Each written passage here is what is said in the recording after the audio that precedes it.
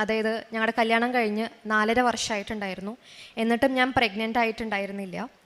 2 years back ഞങ്ങൾ IUI 2 പ്രാവശ്യം try ചെയ്തിരുന്നു, എന്നിട്ടും കൺസീവ് ചെയ്തിരുന്നില്ല.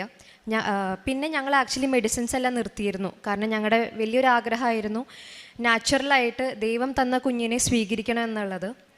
അപ്പോൾ കഴിഞ്ഞ ജൂലൈ ഞാൻ ഉടമ്പടി എടുത്തു.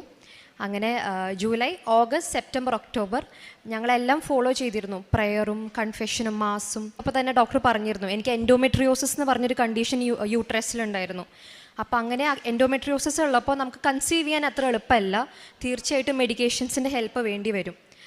അപ്പോൾ ഞാൻ വീണ്ടും റിവ്യൂ, അതായത് ഉടമ്പടി കഴിഞ്ഞ് 3 മാസം കഴിഞ്ഞ് ഞാൻ വീണ്ടും റിവ്യൂ ചെയ്തപ്പോൾ ഡോക്ടർ പറഞ്ഞു വീണ്ടും യൂട്രസിൽ അദഷൻസ് വന്നിട്ടുണ്ടെന്ന്, അതായത് ഒട്ടിപ്പ് വന്നിട്ടുണ്ടെന്ന് ഡോക്ടർ പറഞ്ഞു.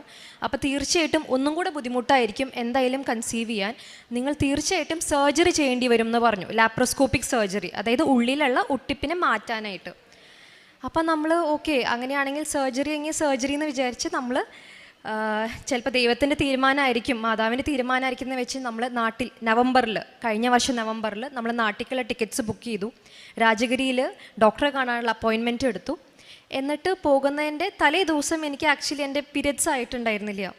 അപ്പം ഞാൻ വിചാരിച്ചു എനിക്ക് പലപ്പോഴും മിസ്സാവാറുണ്ട്.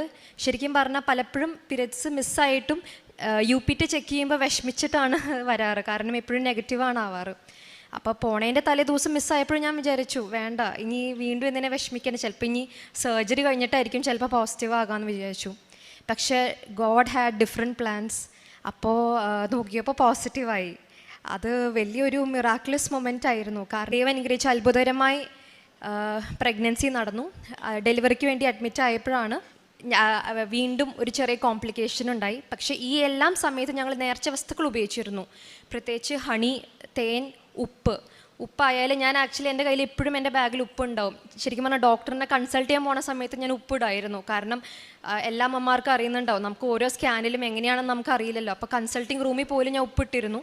ഉടമ്പടി കാശുരൂപം പിന്നെ നമ്മുടെ കയ്യിൽ എപ്പോഴും ഉണ്ടാകുമല്ലോ. അങ്ങനെ ഡെലിവറിക്ക് വേണ്ടി അഡ്മിറ്റ് ആയപ്പോഴായാലും വീണ്ടും എനിക്ക് അവിടെ നിന്ന് ചെറിയൊരു മെഡിസിൻ അലർജി വന്നു പുഷ് ചെയ്യേണ്ട സമയത്ത്. അപ്പോൾ എനിക്ക് അവിൽ തന്നപ്പോൾ വീണ്ടും കുറച്ച് സെഡേഷനും ലാഗും വന്നപ്പോൾ ഡോക്ടർ പറഞ്ഞു ചിലപ്പോൾ സർജറി വരാൻ സാധ്യതയുണ്ടെന്ന് പറഞ്ഞു.